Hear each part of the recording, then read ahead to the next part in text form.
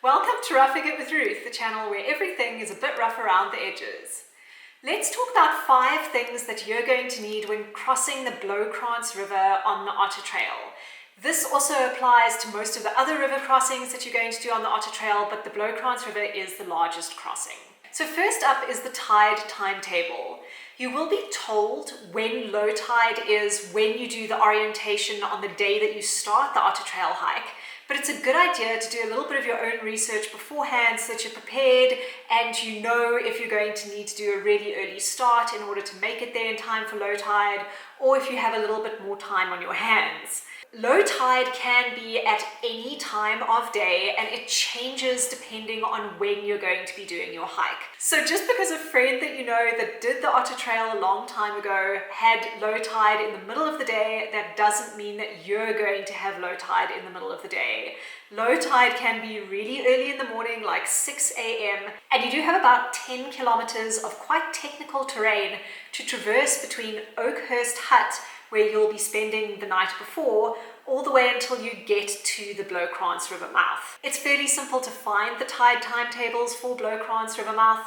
All you really need to do is go on Google and look for the tide timetable for the date that you will be arriving at the Bloukrans River. Remember that the Bloukrans River crossing takes place on day 4 of the Otter Trail, so don't look for low tide on the day that you start your hike, but on the 4th day of your hike. The second thing that you're going to need are shoes. The Bloukrans River Mouth has a lot of really slippery rocks at the crossing point, so you're definitely going to want something that protects your toes and protects your feet.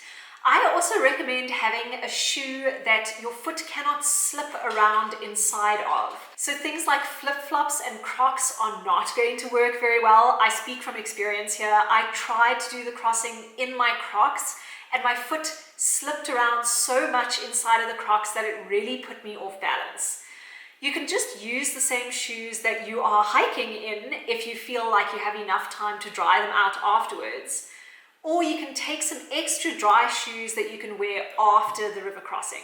Some people also like using specific aqua shoes. Just make sure that you get something that is more like a shoe than a sock, because if it's just like a sock with a bit of grip, it is not going to protect your feet if you slip on those rocks and stub your toes against them.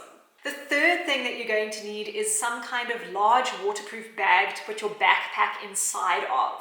Even at low tide, the water is often high enough that it will wet your backpack. Some people just pack everything inside of their backpack, inside waterproof bags, but the safest is to do both that and place your entire backpack inside of its own plastic or waterproof bag. Lots of people like to use those big orange or red survival plastic bags because they're large enough to fit a backpack inside of and still have some space to tie a knot at the top. Some people actually buy specific dry bags from commercial companies like Sea to Summit, and those are great, but they can be really expensive. Whatever type of waterproof bag you're going to be using for your backpack, just remember that there are a lot of really sharp rocks on the river bottom, and the sand itself can also be quite abrasive. So don't put your backpack inside of a waterproof bag and then drag it along the ground, because any waterproof bag that you use is going to break or get a puncture, and then it will leak and the contents of your backpack will get wet. So make sure that once you have it inside of its waterproof bag, you pick up the entire package and carry it over the river.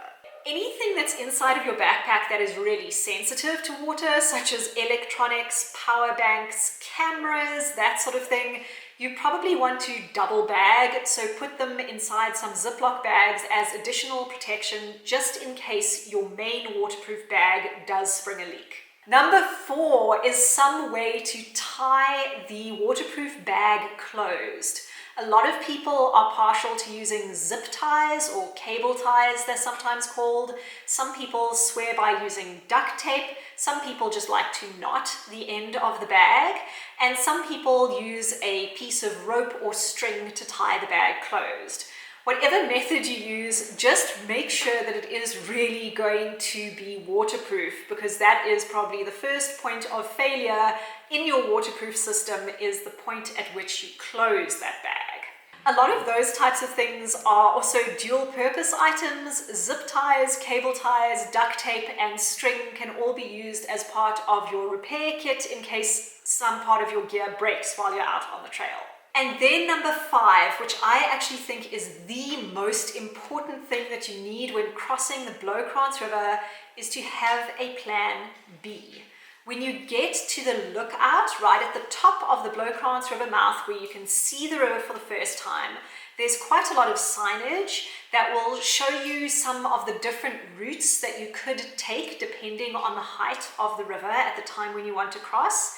And it will also indicate to you where an escape route is. That escape route is labeled E6, and if the river is too high or too dangerous to cross, then you can take that escape route going straight up until you get cell phone reception, at which point you'll be able to call the Sandparks officers at Storms River Mouth or Nature's Valley de Fasselot Rest Camp and get them to come and pick you up.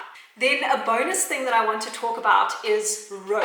Some people do feel better bringing a rope along to try and help each other cross the river.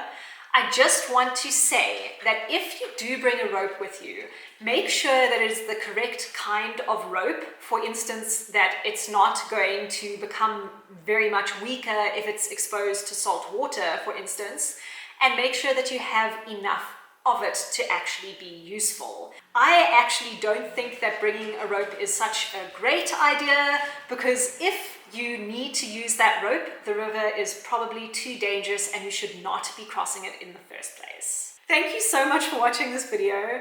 If you would like to see more from me, then you can click on my channel name to see videos that I've made in the past, or you can subscribe to my channel to see videos that I'm going to make in the future.